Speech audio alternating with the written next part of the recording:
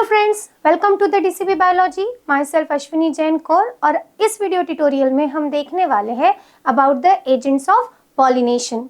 हम देख रहे हैं sexual reproduction in the flowering plant, जिसमें प्रीवियस वीडियो ट्यूटोरियल में हमने पॉलिनेटर्स, पॉलिनेशन इसके बारे में पढ़ा था।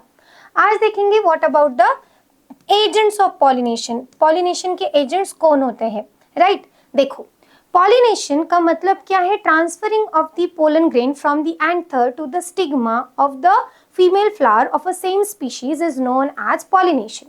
जैसे हमें पता है कि प्लांट्स में पोलन ग्रेन और एग दोनों भी नॉन मोटाइल है, तो यहाँ पे कुछ एजेंट्स की जरूरत होती है उनका ट्रांसफर कराने के लिए। उन्हें ही हम एजेंट्स ऑफ पॉलिनेशन या फिर पॉलिनेटर्स कहेंगे। क्या कहेंगे हम उसे? Pollinators. So generally there are two factors which are responsible for the agents of pollination. First of all, abiotic factor. Abiotic factor का मतलब होता है ऐसा जो नॉन लिविंग थिंग है, ठीक है? जो नॉन लिविंग थिंग है, ये कौन आ जाएंगे? इसमें आ जाते हैं wind, that is the air and the water. So wind current और वाटर करंट के थ्रू जब पोलन ग्रेन स्टिग्मा तक पहुंचते हैं तब उनका मोड क्या हो गया? अबायोटिक मोड, ठीक है? So these are the agents of pollination. Second आ जाता है बायोटिक। बायोटिक का क्या मतलब है? जिसमें लिविंग ऑर्गेनिज्म जो है वो पार्टिसिपेट कर रहे हैं, लिविंग ऑर्गेनिज्म के थ्रू पॉलिनेशन हो रहा है। तो पॉलिनेटर कौन हो गए? Living organism. सो कौन रहेंगे ये? Generally animals, right? Now let's go with the very first, that is the abiotic agents of pollinators, ठीक है? Abiotic agents of pollinator. अब यहाँ पे एक बात आप ध्यान में रखिए, ऐसा नहीं है कि कोई भी फ्लावर एक तो एयर से या विंड से पॉलिनेट हो सकता है या वाटर से पॉलिनेट हो सकता है या बर्ड्स आएंगे, ऐसी अनसर्टेनिटी नहीं रहती। प्लांट अपने फ्लावर को डिजाइन ही इस तरह से करती है कि वो कोई एक particular way of pollination choose कर सके। मतलब विंड से पॉलिनेट करने वाले फ्लावर की मॉर्फोलॉजी अलग होती है, वाटर से पॉलिनेट करने वाली फ्लावर्स की मॉर्फोलॉजी अलग होती है, और अगर बायोटिक फैक्टर का इस्तेमाल किया जा रहा है तो उस फ्लावर की मॉर्फोलॉजी अलग रहेगी।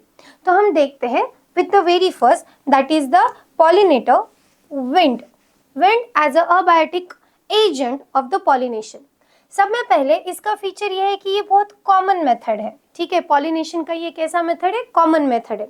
दूसरा, इसमें जो प्लांट्स या जो फ्लावर्स विंड का इस्तेमाल करती है as a pollination, for a pollination as a pollinator, उनके जो पोलन ग्रेन होते हैं वो लाइट वेटेड होते हैं एंड नॉन स्टिकी होते हैं। क्यों?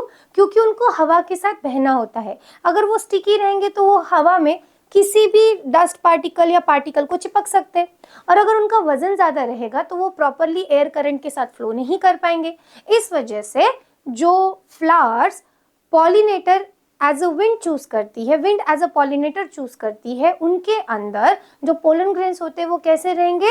नॉन स्टिकी रहेंगे, लाइट वेटेड रहेंगे।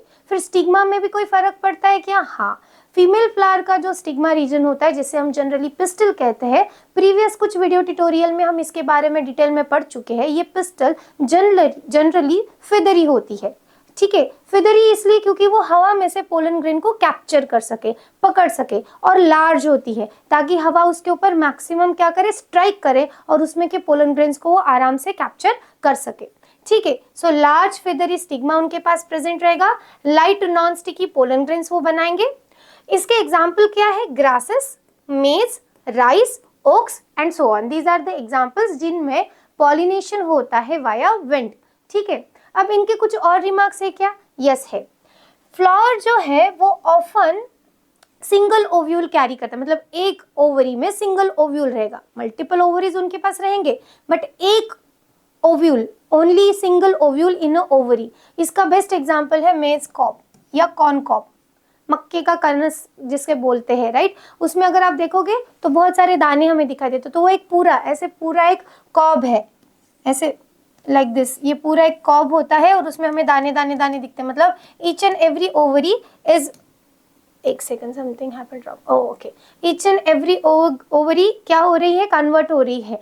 मतलब वो पूरे फ्रूट में हमें कितने सारे सीड्स दिखते हैं? मल्टीपल। और सीड किससे बनते हैं? ओव्यूल से बनते हैं। तो वन ओवरी वन ओव्यूल, मेज को आप आराम से देख सकते हो। अंडरस्टूड? यहाँ तक आपको समझ आ गया। तो जो विंड से पॉलिनेशन करने वाले हैं उनके मॉर्फोलॉजी में क्या क्या चेंजेस रहेंगे? पोलन ग्रेन नॉन स्टिकी रहेंगे, लाइट वेटेड रहेंगे, स्टिग्मा लार्ज रहेगी, फिदरी रहेगी, ठीक है। उसके बाद में वो large number of pollen grain form करते हैं as compared to the egg और ovule present in a ovary. क्यों ऐसा? क्योंकि डिस्पर्सल होने वाला है। इट इज नॉट मैंडेटरी ना कि हर पोलन ग्रेन बराबर उसी स्पीशीज के स्टिग्मा पे जाके स्टिक हो, पोलन ट्यूब फॉर्मेशन करे और फर्टिलाइजेशन करे, ये तो जरूरी है नहीं। इस वजह से हायर रेट ऑफ फर्टिलाइजेशन हो ताकि प्रॉपर रिजल्ट मिल सके, सीड्स का नंबर बढ़ सके। इस वजह से क्या किया जाता है? मैक्सिमम पोलन ग्रेन्स को बनाया जाता है और डिस्पर्स किया जाता है वाया मेल फ्लावर। अंडरस्टूड? तो ये हो गया about the wind pollination. Second आ जाता है वाटर पॉलिनेशन। वाटर पॉलिनेशन ये रेयर है, ऑलमोस्ट 30 जनेरा ही है जो वाटर पॉलिनेशन करती है। इसमें भी स्पेसिफिकली मोनोकोटिलिडॉन जो होते हैं वो algae, bryophyta and pteridophyta. 11th biology में आप during the classification of the plant या किंगडम प्लांटी सीखते वक्त आपने पढ़ा होगा कि algae, bryophyta, pteridophyta are the divisions of the kingdom plantae जो लोअर प्लांट्स में आते हैं, और इनमें मोस्टली हमें क्या दिखता है? वाटर के थ्रू पॉलिनेशन दिखाई देता है, खास करके ब्रायोफाइटा। ब्रायोफाइटा को तो एम्फीबियंस ऑफ किंगडम प्लांटी भी बोला जाता है बिकॉज ब्रायोफाइटा को वाटर लगता ही है फॉर द रिप्रोडक्शन। क्यों वाटर चाहिए? Because they transport their pollen grains through the water current, right. अब यहाँ पे एग्जाम्पल है वैलिसेनेरिया या हाइड्रिला या फिर सी ग्रास सच एज जोस्ट्रा, ठीक है। अब इनके जो पोलन ग्रेन्स होते हैं ना, क्योंकि ये पानी में से जाने वाले हैं तो इनके पोलन ग्रेन्स कवर्ड होते हैं, ठीक है। इनके पोलन ग्रेन्स को एक कवरिंग होती है ताकि वो पानी में गीले ना हो जाए, यानी वेटेड ना हो जाए। जैसे अगर आप देखोगे कमल का जो पेड़ होता है, प्लांट होता है, कमल का जो रोप होता है, उसकी जो लीफ है वो नॉन स्टिकी नहीं दिखते, मतलब उसके ऊपर एक तरीके का पर्टिकुलर जो पोलन ग्रेन्स होते हैं किसके? वाटर पॉलिनेशन में। वाटर पॉलिनेशन में जो फ्लावर्स होते हैं उनके जो पोलन ग्रेन है उनको एक कवरिंग दी जाती है। वो कवरिंग की देती ताकि वो जो है वो वेटेड ना हो जाए इन द वाटर। अब पानी में रह के वो गीले ना हो, इसका मतलब क्या है? Water should not get inside the pollen grains, right. तो उसको एक वैक्सी लेयर जैसा दिया जाता है, जैसे कि क्यूटिकल प्रेजेंट होता है on the leaf, right. Lotus की लीफ पर क्यूटिकल प्रेजेंट होता है, एक वैक्सी लेयर प्रेजेंट होती है जिसकी वजह से पानी में वो ऐसे मर्ज नहीं हो जाते, पानी उसके ऊपर फ्लोट करने लगता है और वो भी आराम से पानी के ऊपर फ्लोट करने लगते हैं। वैसे ही पोलन ग्रेन को एक कवरिंग दी जाती है जिसे म्यूसिलस कवरिंग कहा जाता है, ठीक है। अब यहाँ पे एक बात इंटरेस्टिंग होती है कि जब हम बात करते हैं पॉलिनेशन की वाया वाटर तो दो चीजें हो सकती। एक, ओवरी क्या करेगी, एक अपने जो ओव्यूल है ना वो अपर सरफेस वाटर के अपर लेयर पर लाएगी। फ्लावर क्या करेगी? फीमेल फ्लावर ओव्यूल को कहाँ प्रेजेंट करेगी? वाटर सरफेस पर, अपर वाटर सरफेस पर, ठीक है, ऊपर के लेयर पर, और पोलन ग्रेन्स वहां पर आएंगे। ऐसा हो सकता है। या फिर कुछ कुछ केसेस में क्या होता है, जो फ्लावर है वो पानी में ही सबमर्ज रहेगा, फीमेल फ्लावर भी पानी में ही सबमर्ज रहेगा और पानी में ही डूब कर पोलन ग्रेन उस फीमेल फ्लावर तक पहुंचेंगे, ठीक है। दो चीजें हो रही है, एक तो सरफेस के ऊपर फर्टिलाइजेशन होगा या फिर इनसाइड दी वाटर फर्टिलाइजेशन होगा, ठीक है। यहाँ पर इमेज में देख सकते हो, this is the mail and female flower, this one is the male and this one is the female flower. देखो इन्होंने पोलन ग्रेन डिस्पर्स किए जो ऊपर चले गए, मतलब at the top of the water, पानी के ऊपरी सतह पे गए। फीमेल फ्लावर यहाँ प्रेजेंट है। अब ये फीमेल फ्लावर ये पोलन ग्रेन जो वाटर करंट के साथ यहाँ तक पहुंचे, यहाँ पे आएंगे और फर्टिलाइजेशन कर देंगे। अब जरूरी नहीं है दोनों फ्लावर आजू बाजू में ही हो, यहाँ इमेज में ऐसा बताया गया है, ये दूर भी हो सकते हैं, बट वाटर करंट के साथ में पोलन ग्रेन्स क्या करेंगे? स्विम करके आएंगे और फ्लोट करके आएंगे स्पेसिफिकली, और यहाँ पे वो उसे फर्टिलाइज कर देंगे। ये एक तरीका हुआ। दूसरे तरीके में क्या हो सकता है कि फीमेल फ्लावर नीचे ही प्रेजेंट है और जो पोलन ग्रेन है वो फ्लोट नहीं कर रहे, वो सिंक करके नीचे जा रहे हैं और फिर वहां पे फर्टिलाइजेशन कर रहे हैं, ठीक है। So this was the example of what? Water pollination. यहाँ अगर आप देखोगे तो आप में क्या दिखता है? ये ऐसा फ्लावर है जो विंड पॉलिनेशन शो करता है। तो देखो किस तरह से एंथर ऐसे बाहरी तर पर लोकेटेड है कि ताकि हवा आए और वो फटाक से डिस्पर्स हो जाए। अगर वो कॉम्पैक्टली अरेंज रहते तो हवा के साथ वो डिस्पर्स हो पाते थे क्या? ऑफ कोर्स नहीं हो पाते थे, राइट। इस वजह से ये कैसे प्रेजेंट रहेंगे? ऐसे, ताकि वो आराम से क्या हो, और एजेस पे प्रेजेंट रहेंगे ताकि वो आराम से हवा के साथ क्या हो, फ्लो करने लग जाए। ठीक है, वो विंड करंट के साथ में वो फ्लो करने लग जाए। तो this is about the abiotic pollination. ठीक है, अबायोटिक पॉलिनेशन के बाद में बात आती है बायोटिक पॉलिनेशन की। तो बायोटिक पॉलिनेशन मतलब क्या? बायोटिक पॉलिनेशन मतलब जिसमें पॉलिनेटर ये एनिमल है, ठीक है, लिविंग ऑर्गेनिज्म है, राइट। अब कौन से एनिमल्स पार्टिसिपेट कर सकते हैं इन द बायोटिक पॉलिनेशन?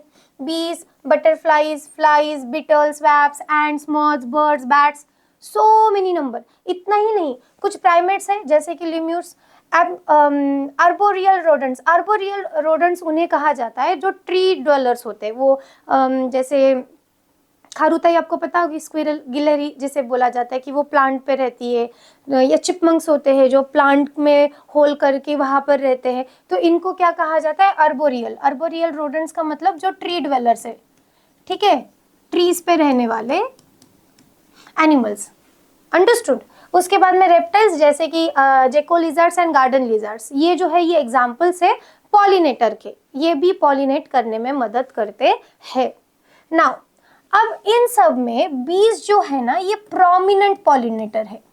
मतलब प्रोमिनेंट कह सकते हैं हम इन्हें, या फिर हम इन्हें डोमिनेंट भी कह सकते हैं। प्रीडोमिनेंट मतलब सब में ज्यादा पॉलिनेशन करने का काम कौन करता है? तो सब में ज्यादा पॉलिनेशन करने का काम बीज करते, बाकी को भी एनिमल्स करेंगे, but most of the pollination is occur via बीज। उसका भी एक पर्टिकुलर रीजन है। क्यों? देखो, जैसे कि मैंने कहा कि पॉलिनेशन किस हिसाब से होना है, उस हिसाब से प्लांट की फ्लावर की मॉर्फोलॉजी अल्टर्ड हो जाती है। यहाँ पर जो इंसेक्ट पॉलिनेटिंग फ्लावर्स होते हैं, मतलब जो इंसेक्ट्स पर डिपेंडेंट है फॉर द पॉलिनेशन, उन्होंने क्या किया है? उन्होंने अपने फ्लावर की साइज बड़ी कर दी। तो दे हैव लार्ज फ्लावर्स। ठीक है, साइज में कैसे फ्लावर्स रहेंगे? लार्ज, ब्राइट कलर रहेंगे ताकि एनिमल्स आराम से अट्रैक्ट हो जाए, जल्दी से अट्रैक्ट हो जाए। ठीक है। थर्ड, उनके इसमें बहुत अच्छी फ्रेग्रेंस होती है, खुशबू होती है कि क्योंकि हमेशा एनिमल तो देखते ही नहीं रहेगा ना। हम कुछ काम कर रहे हैं और अचानक से कुछ अच्छी कॉफी की स्मेल आ गई या कुछ आपके फेवरेट डिश की स्मेल आ गई, तो आपने देखा नहीं था बट फिर भी टेम्प्ट हो गए। क्यों? क्योंकि सेंस की वजह से, स्मेल की वजह से, स्मेल को सेंस करने की वजह से। तो वैसे ही फ्लावर्स, लार्ज फ्लावर्स है, कलरफुल है और अच्छा फ्रेग्रेंस होता है, बहुत अच्छा फ्रेग्रेंस रहेगा, बहुत अच्छी खुशबू रहेगी जिससे एनिमल जल्दी से अट्रैक्ट हो जाते हैं, राइट। और उसी के साथ साथ उसमें नेक्टर भरा पड़ा होता है। क्यों? क्योंकि ये रिवार्ड है। क्यों जाएंगे एनिमल्स फ्लावर के पास? क्यों उसके ऊपर बैठेंगे या क्यों उसमें का पोलन ग्रेन्स को अपने बॉडी या अपने लेग्स को टच करा के लेंगे?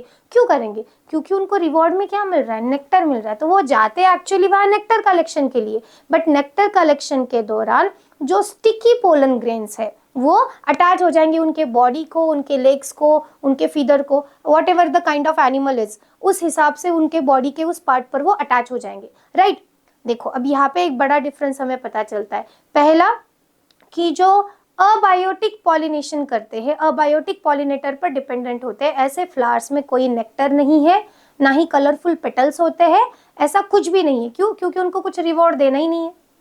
और उनके पोलन ग्रेन्स भी नॉन स्टिकी होती, क्योंकि स्टिकी रहेंगे तो वो चिपक जाएंगे through the water current, through the wind current. But opposite in the biotic pollinator, अगर वो बायोटिक पॉलिनेटर पर डिपेंडेंट है तो पोलन ग्रेन स्टिकी रहेंगे ताकि एनिमल्स के बॉडी सरफेसेस पे वो स्टिक हो सके, चिपक सके। दूसरा, उनके पास फ्लावर जो होते हैं कलरफुल होते हैं ताकि अट्रैक्ट कर सके, और नेक्टर प्रेजेंट होता है ताकि वो रिवॉर्ड दे सके, राइट। सो क्या क्या है? लार्ज फ्लावर होते हैं, कलरफुल होते हैं, फ्रैगनेंट होते हैं, बहुत अच्छी स्मेल, खुशबू आती है। And the rich in nectar, nectar तो भर भर के प्रेजेंट होता है ताकि बीज उनके पास आए, नेक्टर कलेक्ट करे ताकि वो हनी बना सके और उसी दौरान वो पॉलिनेशन भी कर दे। अगर मान लो कि वो फ्लावर स्मॉल है, ठीक है, तो वो क्लस्टर में प्रेजेंट होता है, ग्रुप में प्रेजेंट होता है, जिसे हम कहते हैं कॉन्सिपिकस। क्या कहेंगे हम? कॉन्स्पाइकस। ठीक है, कॉन्स्पाइकस हम कहेंगे। इसका मतलब क्या है? It is making a bulgy और a group of the small flowers. ठीक है, ऐसे वो प्रेजेंट रहेंगे। कुछ कुछ फ्लाइज है एंड बिटल्स है, उनके लिए फ्लावर जो है वो फाउल ऑर्डर सिक्रीट करती है, मतलब एक अलग सी स्मेल सिक्रीट करती है। उस स्मेल से वो क्या हो गए?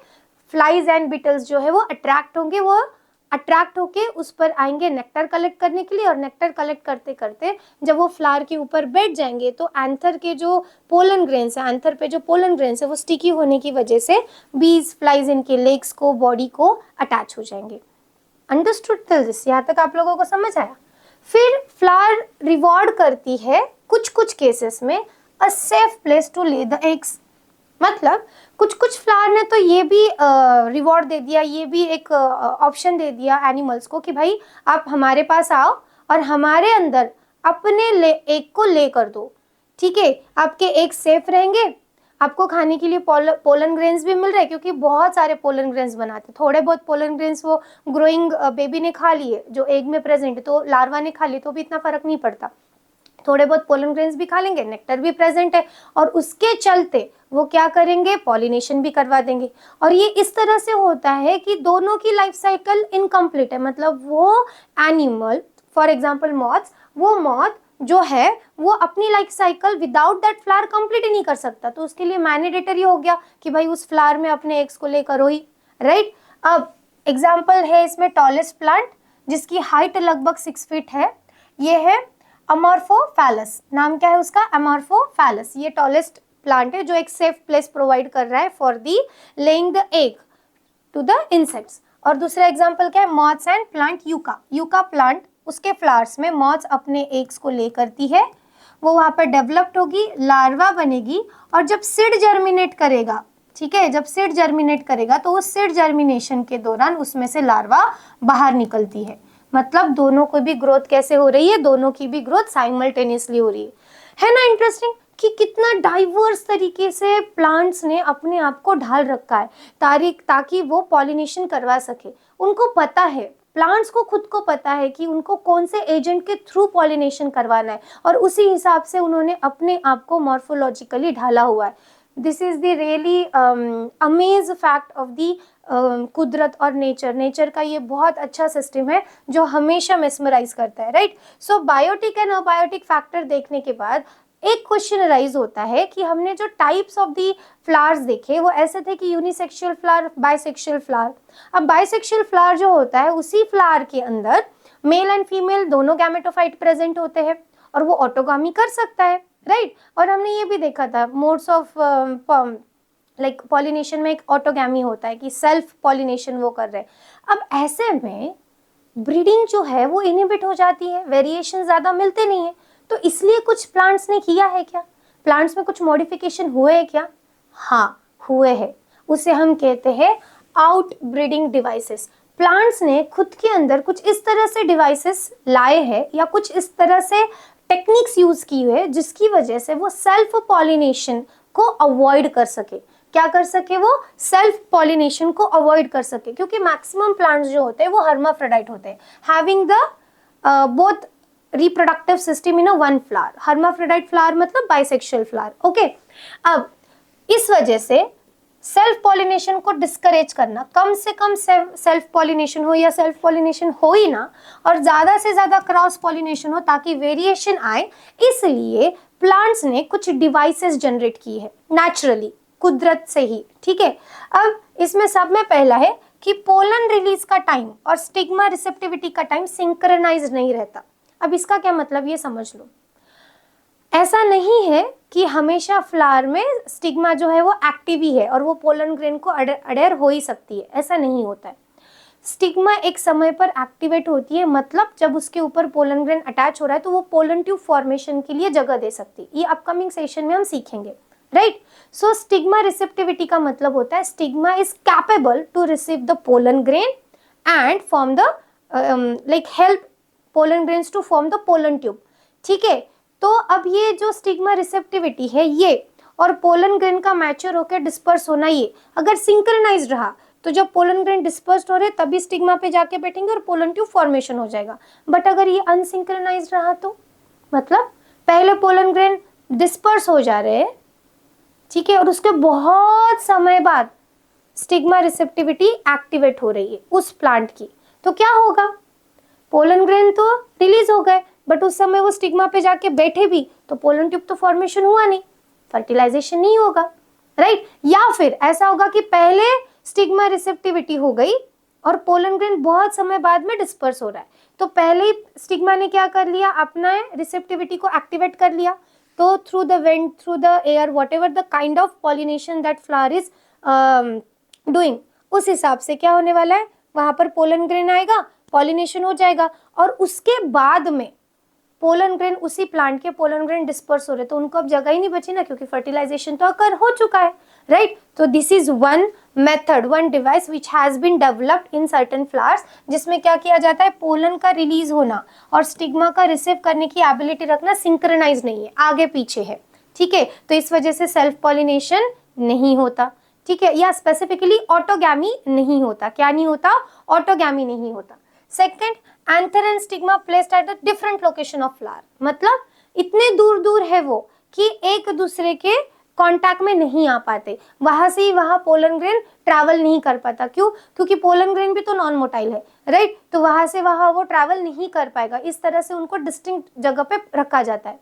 अब इन दोनों डिवाइसेस के चलते क्या होगा, जो ऑटोगॉमी है वो नहीं होगी, सेल्फ पॉलिनेशन नहीं होगा, बट जिटेनोगैमी हो सकती है, ओके, या गेटोनोगामी हो सकती है। इस वजह से एक थर्ड भी है तरीका उनके पास, दैट इज सेल्फ इनकम्पैटिबिलिटी। ये जेनेटिक मैकेनिज्म है, ठीक है। ये कैसा मैकेनिज्म है, ये जेनेटिक मैकेनिज्म है जिसमें वो फ्लावर खुद के ही पोलन ग्रेन को जर्मिनेट होने के लिए इंटरैक्ट करता ही नहीं, मतलब खुद के ही स्पीशीज का, खुद की फ्लावर का पोलन ग्रेन अगर वहां पे आके बैठा तो वो स्टिग्मा उसे जर्मिनेट करने के लिए इंटरैक्ट करेगी ही नहीं, ठीक है। इसे हम क्या कहेंगे, सेल्फ इनकम्पैटिबिलिटी, मतलब खुद का ही पोलन ग्रेन खुद के ही स्टिग्मा को फर्टिलाइज नहीं कर सकता, वहां पे वो जर्मिनेट नहीं हो सकता, इसे कहा जाता है सेल्फ इनकम्पैटिबिलिटी। और ये थर्ड डिवाइस है जिसमें हम कहेंगे सेल्फ इनकम्पैटिबिलिटी, जिसमें आउटब्रीडिंग जो है वो इनकरेज की जाती है, सेल्फ पॉलिनेशन डिस्करेज किया जाता है। So both the flower of male and female present on a same plant prevent the autogamy but no geitonogamy, क्योंकि उनमें क्या होगा, हमें पता है कि उसी फ्लावर से, उसी प्लांट पे दोनों फ्लावर प्रेजेंट है, एक प्लांट बॉडी है जिसमें मेल और फीमेल दोनों फ्लावर प्रेजेंट है, तो क्या होगा, ऑटोगैमी तो नहीं होगा। किस वजह से, इन चीजों की वजह से, बराबर। बट ये तीनों चीजों की वजह से ऑटोगैमी तो नहीं होगा, बट गेटोनोगैमी हो सकता है। क्यों हो सकता है गेटोनोगैमी, क्यों, क्योंकि गेटोनोगैमी का मतलब ही क्या है, सेम प्लांट के एक फ्लावर का पोलन ग्रेन उसी प्लांट के दूसरे फ्लावर के स्टिग्मा पर अटैच हो रहा है, अडेर हो रहा है, बराबर, ये तो पॉसिबल है। तो ऐसे जनरली किस प्लांट्स में होगा, जिनके एक ही प्लांट बॉडी पर दोनों फ्लावर है, उन्हें क्या कहा जाता है, मोनोशियस। क्या कहा जाएगा उसे, मोनोशियस, जैसे कि मेज, ठीक है। एंड कुछ कुछ प्लांट ही ऐसे होते हैं जिनके एक प्लांट बॉडी पे एक ही टाइप का फ्लावर, मतलब एक बॉडी पे अदर फीमेल फ्लावर या फिर मेल फ्लावर, जैसे कि पपाया, इनको क्या कहा जाता है, डायोसी। क्या कहा जाएगा, डायोसी। डायोसी मतलब one plant one type of flower, other male और अ फीमेल। अंडरस्टूड, समझ में आ गया। तो देखिए इस तरह से प्लांट्स ने अपने अंदर कुछ चेंजेस लाए हैं जिसके चलते वो सेल्फ पॉलिनेशन को अवॉइड कर सकते हैं, इनकरेज कर सकते हैं क्रॉस पॉलिनेशन को। अंडरस्टूड, ताकि ज्यादा से ज्यादा वेरिएशन आ सके। तो यहाँ पर हमने अभी तक देखा है एजेंट्स ऑफ पॉलिनेशन, जिसमें हमने देखा wind, water and biotic factor. हमने बायोटिक में देखा कि फ्लावर्स कैसे कलरफुल होते हैं, भर भर के नेक्टर उनके पास प्रेजेंट होता है, एक तरीके का स्मेल या फ्रेग्रेंस उसमें प्रेजेंट होता है ताकि वो एनिमल को क्या कर सके, अट्रैक्ट कर सके। And most of the organism, most of the plant species जो है वो किस तरह से पॉलिनेशन करवाएगी, बायोटिक फैक्टर, उसमें भी खास करके बीज। और अगर अबायोटिक फैक्टर की बात चल रही तो मोस्टली किससे होगा, विंड के थ्रू।